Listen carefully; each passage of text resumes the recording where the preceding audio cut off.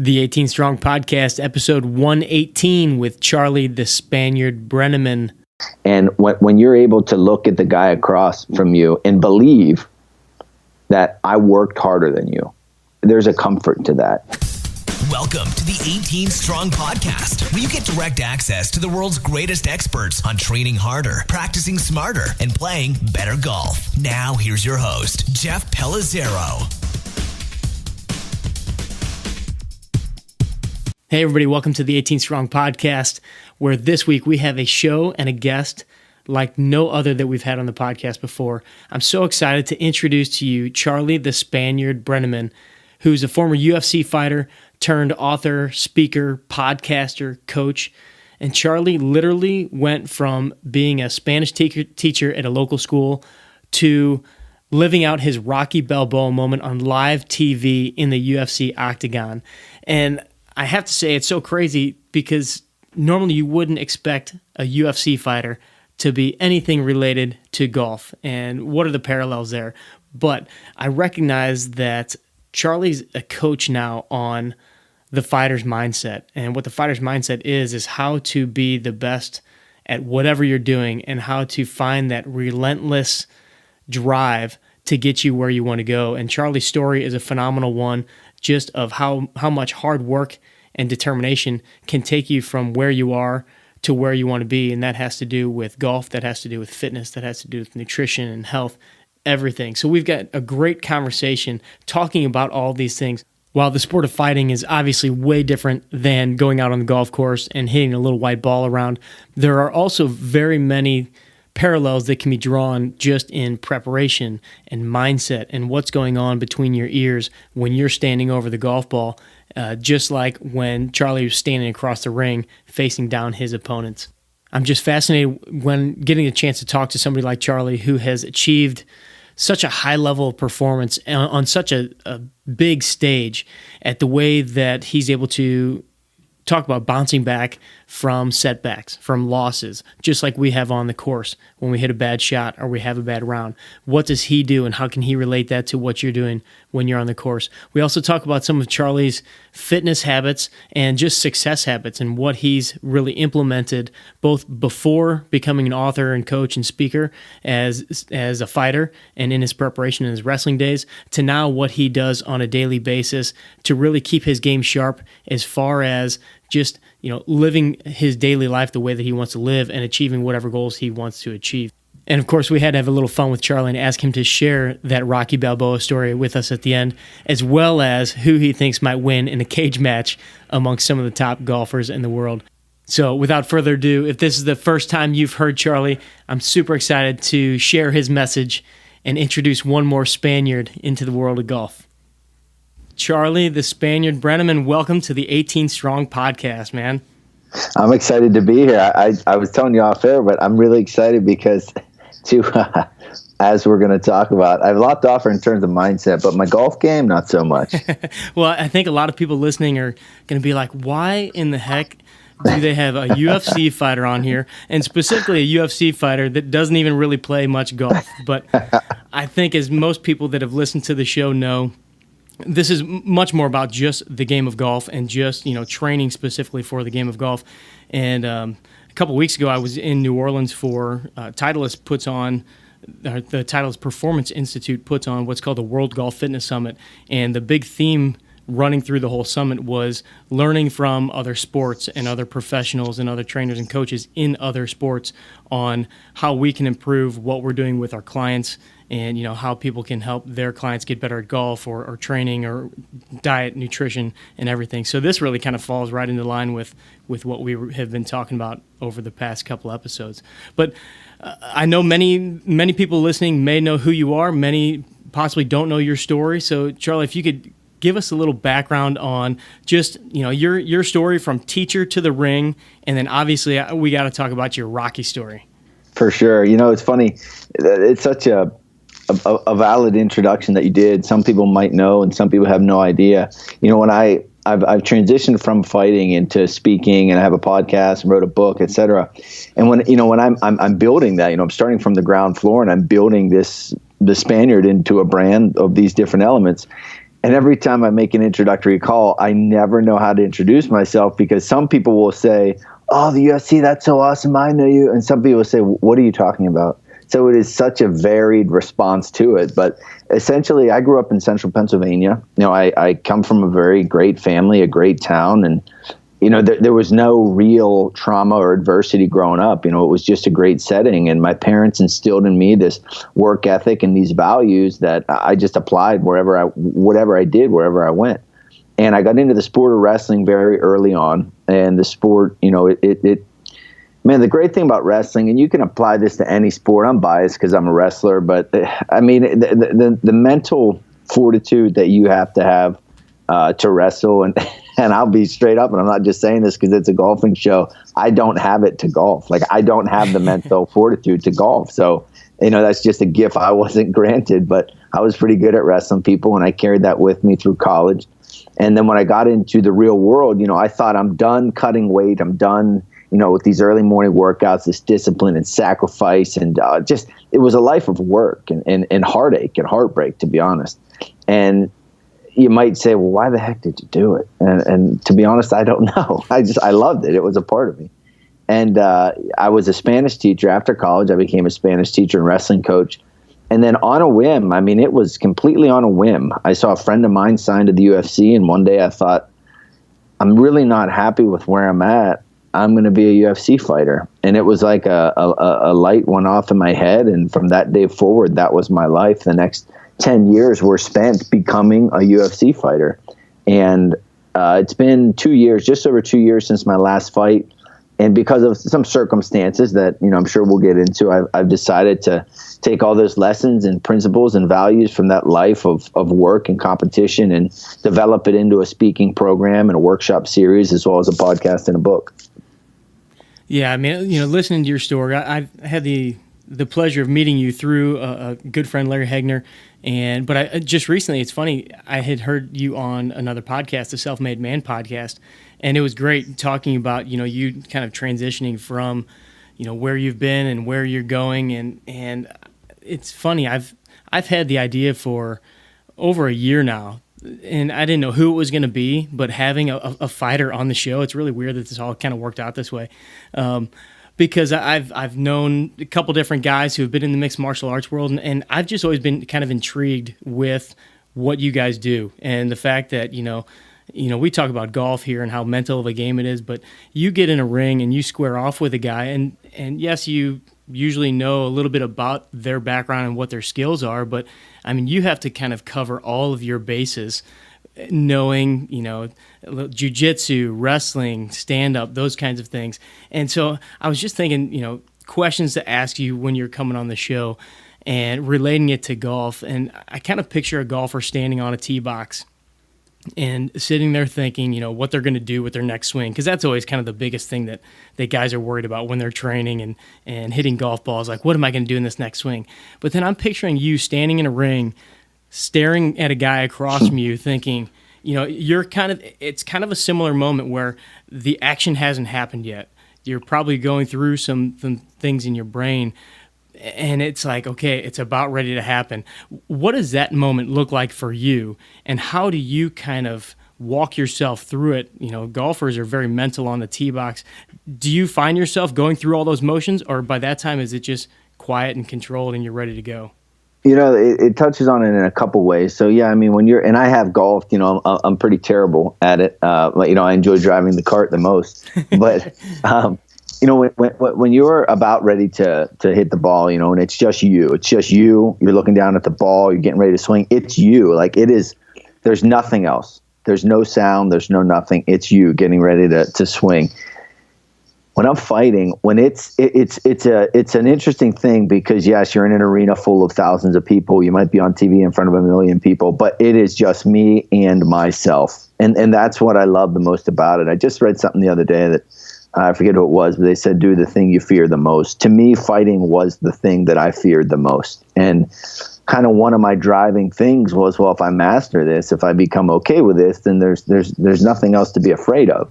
So I don't have many inhibitions now. But the solidarity, the inside your mind, the mental, the calmness, put it that way, the calmness is transfers across the field. That if you're a successful golfer, if you're a successful athlete, that calmness and peace within your mind, it resonates across the board.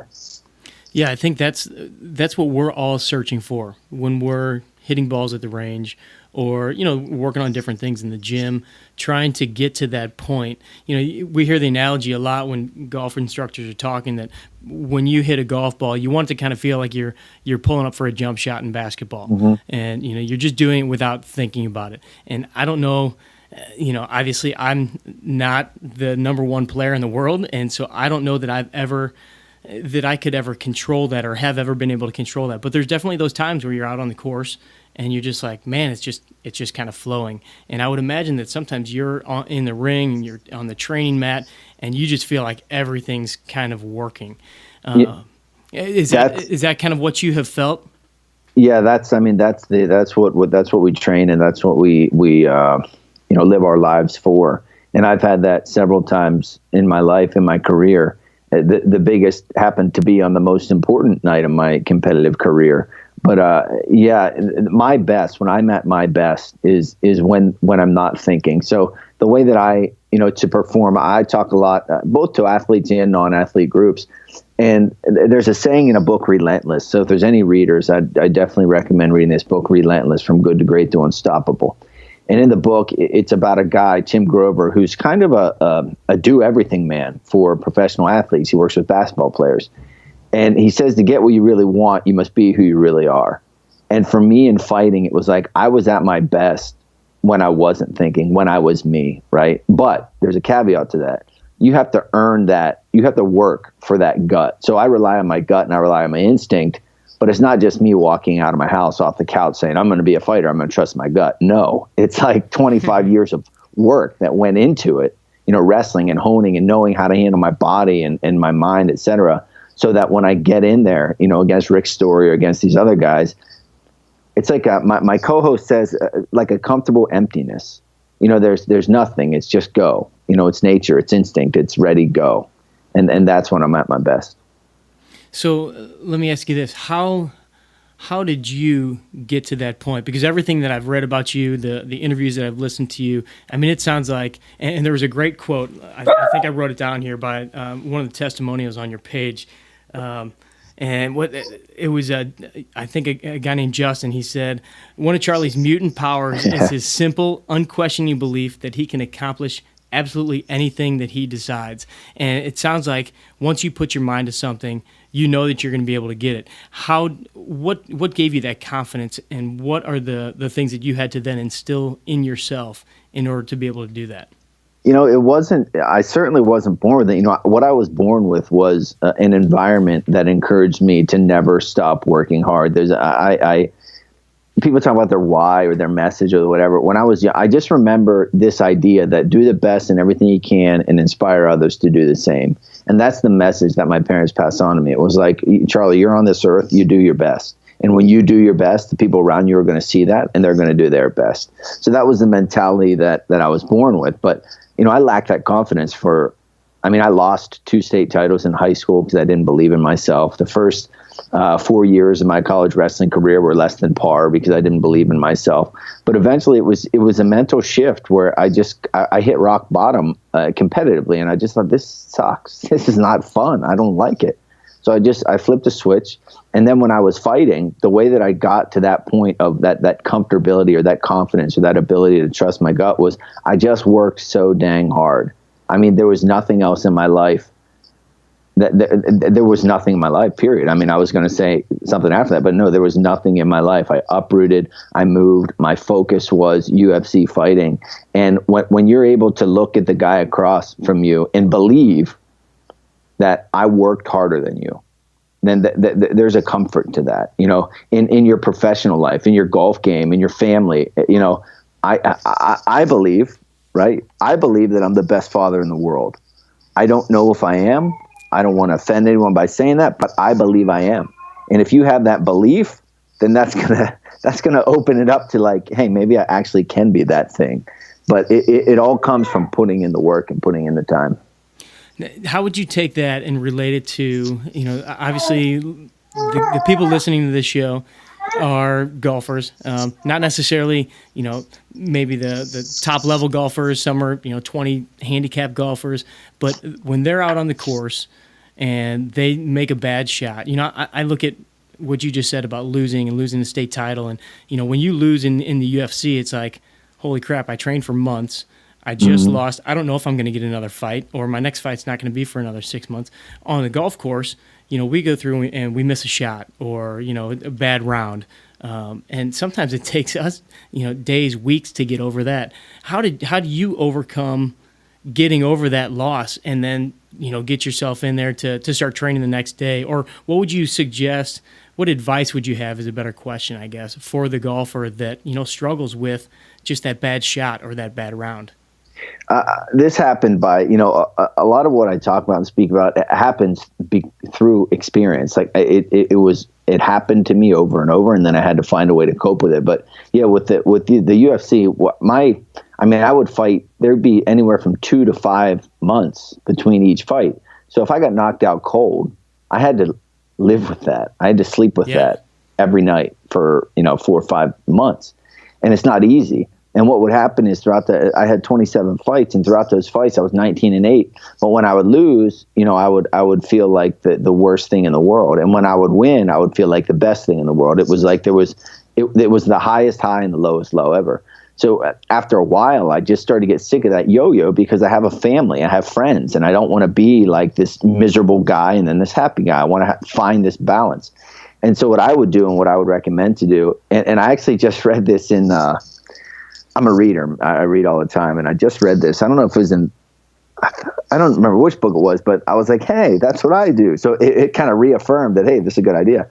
I would allot, and for me it was a week or 10 days, but I would say prior to the fight, I would say, all right, if I win, I'm going to sit on my laurels. I'm going to stuff my face. I'm going to feel great for the next 10 days. And then I'm going to get back to work on day 11. If I lost, I would say to myself, all right, baby, you can be a baby. You can feel bad. You can pout. You can cry. You can whatever you want. But on the 11th day, get it together, man up, and move forward. So it was like I didn't try to run from either feeling. I just accepted that, hey, I'm going to feel this way or I'm going to feel that way. But when that time frame is up, it's move on. It's on to the next one. That's cool. I've actually heard a similar story about Tiger Woods, and I don't know if this is just folklore or whatever, but that he had somewhat like a 7-step rule. And you hit a bad shot, and you get 7 steps to either celebrate it or pout about it. Mm-hmm. But after that 7th step, or whatever it was, 2 minutes, I forget what the story was, but same exact thing. Now, I know that you're very big on habits and, working very hard and having discipline. What are some of the, let's go with fitness habits, that you still maintain that you feel really kind of help propel you in your day-to-day life that some of the people on the show might be able to take with them? I try. So I had for 20, 25, 27 years of my life, I had a competitive outlet. I had a competitive void, and it was in the shape of an opponent. I always had an opponent, an actual guy that I would compete against. So when I stopped fighting, it was like, for the first while, it was very hard. It was, oh my gosh, what am I? Who am I? What can I compete against? Well, I didn't have this opponent. So I say, I train for life how I train for my fights. So when I'm fighting, it was sacrifice, it was discipline, it was doing the thing that no one wanted to do, but it was all leading towards this opponent. So the only difference now is there's no opponent. So I get up super early. I do sprints and interval runs 2 to 3 times a week. I do high-intensity workouts, 45-minute high-intensity workouts 2 or 3 times a week. I drink tons of water. I monitor my diet. So I'm essentially living the same life that I lived, but the outlet is different. Instead of an opponent that I'm actually going to fight, it's a business that I'm building and growing. Nice. And then as far as from the business side of things, and now that you're in a different realm and you're not, fighting competitively like you were, what are some of the other newer daily habits that you've kind of brought into your life since the fighting career has been put on hold or retired? The biggest thing, I've always been a reader, but the biggest thing is really adapting that habit and building something off of it. So I get up at 4:30, 6 days a week, and I read for anywhere from 30 to 45 minutes. And I read, the books I read, most of it revolves around, personal development, excellence, a lot of athletes, a lot of autobiographies, a lot of successful business people, a really growth mindset oriented content. So I read that every day, 30, 45 minutes. And then what I started doing 109 days ago, I started making a little video series on Facebook. And at first I thought, all right, I'll do it for 30 days. I committed, but it's turned into like 109 I recorded today. But I call it AM Excellence. So what I do, I get up and I read, drink some water, drink some coffee, and then I make about a 10 or 15 minute video synthesizing, adding texture to what I read that day.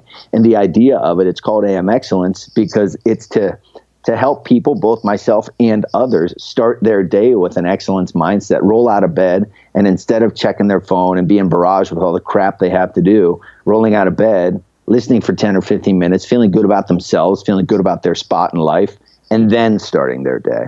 So that's the biggest thing that I've done. I love that, man. I love, just starting out to set the tone of the day. And I mean, to me, that could be no matter what you're trying to do, getting up and reading, whether that be on, something related to golf, something related to fitness, something related to nutrition. Everybody listening to this podcast has some sort of a goal, whether it be business related or health related or sports related, that they could benefit from that. I'm going to have to start checking out some of your daily videos. I know that you and I read a lot of the same type of stuff regarding the personal, professional development type things. I have a question for you. We talked a little, or you mentioned something about, just acquiring skills. And obviously, coming from a wrestling background, you had to learn a lot of other skills getting into the mixed martial arts world. Skill acquisition is obviously a huge portion of becoming a better golfer and playing a better game of golf, or even in the gym, learning different techniques. Any suggestions or insights or hacks on learning a new skill and acquiring it quickly in order to then be able to use it, in a setting like you did? Honestly, probably not in terms of a hack or a quick whatever, but my mentality is outwork the other guy, work. And so that's, from an action standpoint, is just put in the work, put in more work. I'll outwork you. If you get up at 4:30, I'll get up at 4:20. And, I'm committed. I just have that mindset. But another thing that helps, that I do all the time, is I model people. If I want to be a top podcaster, I think about the top podcasters. I watch them. I look at them, how they dress, what they do. If I want to, The Rock is one of my personal kind of, not heroes or whatever, but I want to model The Rock. So I watch what The Rock does. I follow him. I listen to him, interviews, posts, the shows he does. I'm just constantly modeling myself. So from a golfing standpoint, what type of golfer do you want to be like? Identify that golfer and do what that golfer does. Start following. It's you're not profiling, you're not stalking, but essentially you're becoming that person. Identify what they do and do what they do. Yeah. Absolutely. I love that.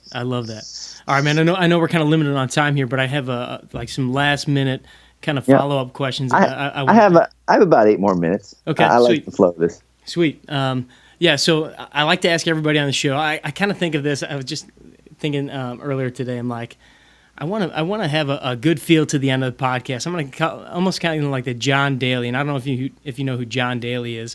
I've certainly heard of him. He's a big, heavy set golfer. But he's got an awesome mullet hairstyle. And so, the podcast, I want to be a little bit business in the front, but on the back end, have a little fun here. So for sure. So a couple rapid fire questions. First and foremost, if you've seen these, are you more of a Caddyshack or Happy Gilmore fan? Happy Gilmore. Yeah, I've definitely seen them both. I like them both, but Happy Gilmore all the way. Nice. If you had a chance to play 18 holes of golf with anyone in the world, past, present, future, doesn't have to be somebody related to the golf world, could be anyone in the world, who would it be and why? And if you have a course that you would play it on, by all means, throw that out there too. Well, there's one down in South Carolina. I don't know what it is, but my neighbors have been going there, or North Carolina or South Carolina. It's like what's an island? Something island. You know that one? Is that Kiowa? Yeah, that one. So that one, only because my neighbor said it's the best one in the world. Man, like I said, I have such a vision for where I want to go in my life, and The Rock is that vision. He's a brand. He's just thinking he does everything, and he lives with an energy. That's why I'm drawn to The Rock, and that's why I think people are drawn to The Rock, because he lives with an energy. So if I could play golf with someone, it would be him, and it would be for no other reason than to listen, watch, hear, observe everything he does and everything he says to really understand how he operates, because that's how I want to operate. That's awesome. And I'm a huge fan of The Rock as well. And if you ever get that twosome set up, I want to be the third guy, because I just want to see the conversations that happen on that golf course. I think that would be awesome. All right. If there were to be a cage match throwdown between a few of the top golfers in the world, Jordan Spieth, Rory McIlroy, Jason Day, and Tiger Woods, who would come out on top?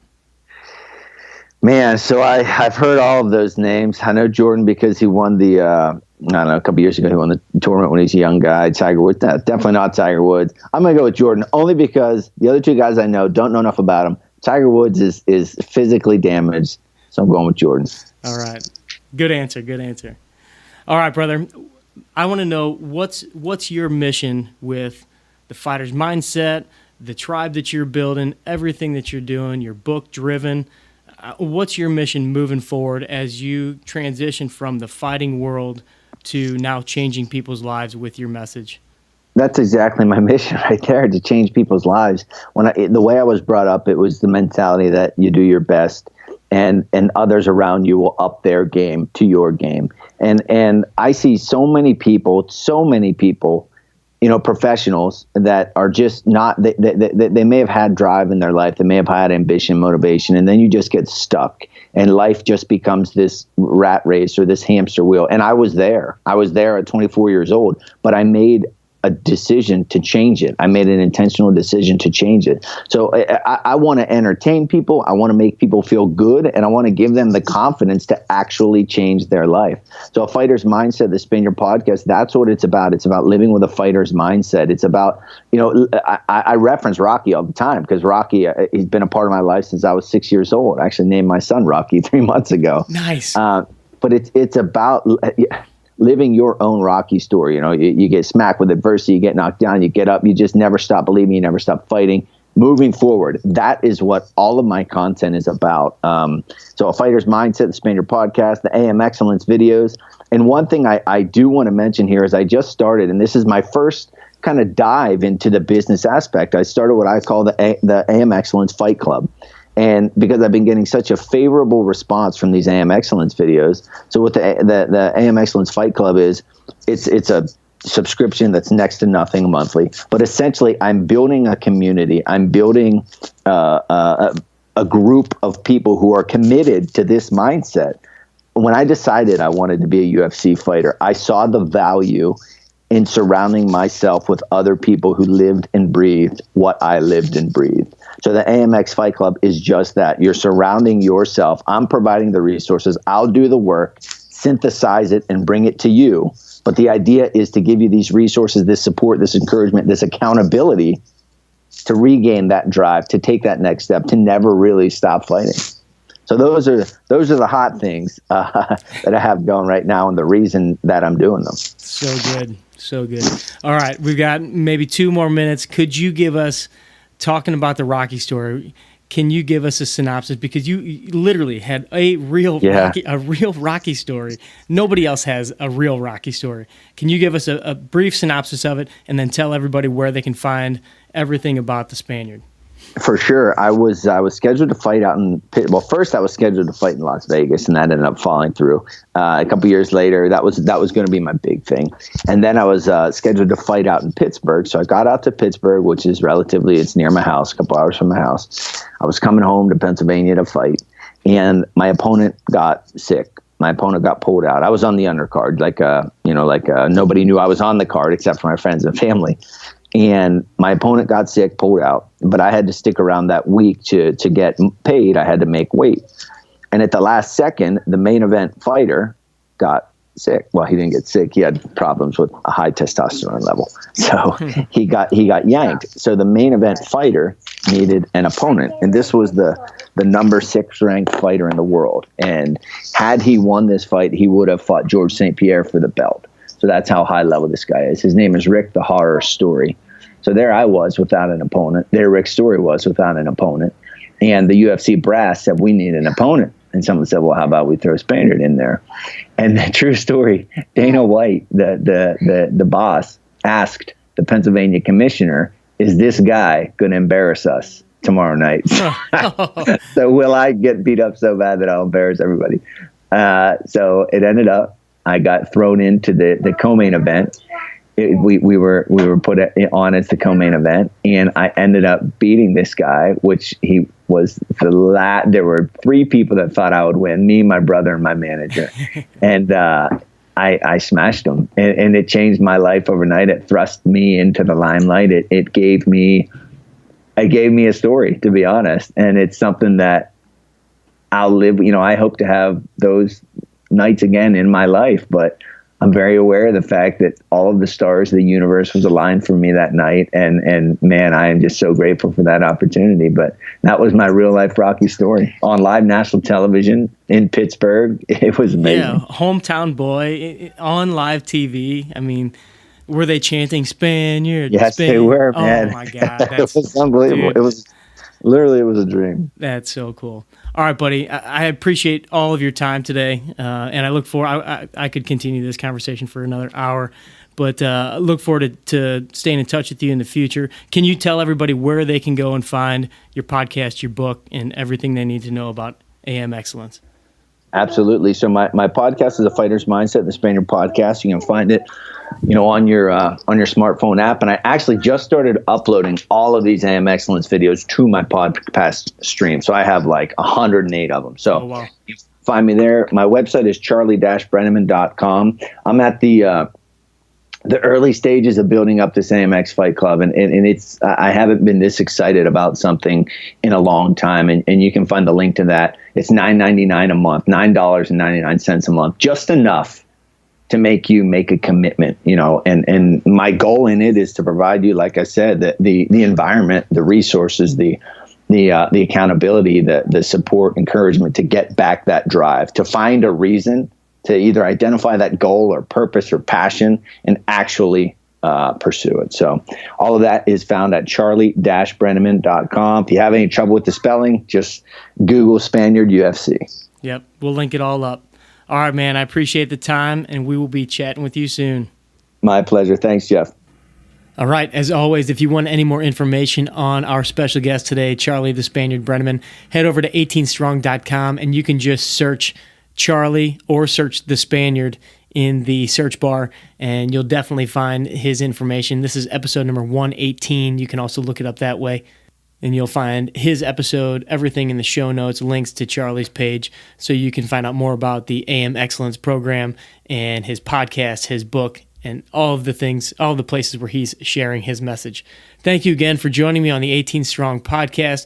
We love having you here. We've got a ton of great guests coming up on the show in the next couple of weeks and months, so stay tuned. We'll talk to you next week. Train hard, practice smart, and play better golf. Thanks for listening to the 18 Strong podcast at www.18strong.com. And remember, train hard, practice smart, and play better golf.